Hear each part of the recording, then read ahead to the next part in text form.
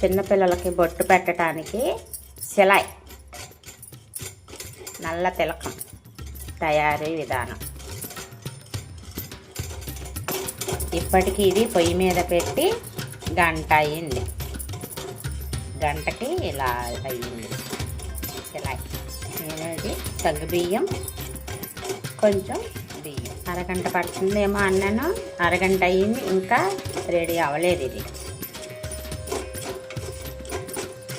పొలుకు ఉంది కదా, ఈ పొలుకు తీసి చీదిపి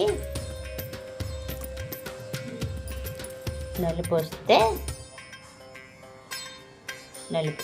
నలుపు రావాలి బాగా. అప్పుడు పౌడర్ కొంచెం రెడ్ కలర్లో ఉన్నట్టు ఉంది.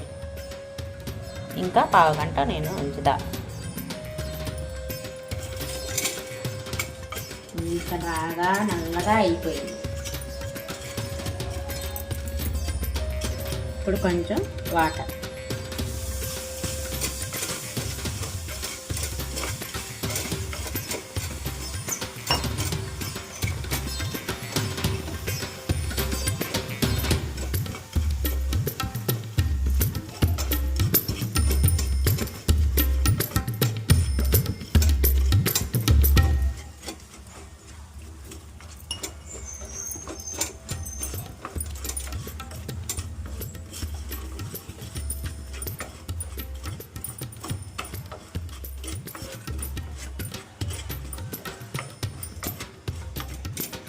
ఇలా గడ్డలన్నీ కలిసిపోయేదాకా కలుపుకొని పొయ్యి మీద పెట్టి దీన్ని వడగొట్టుకోవాలి.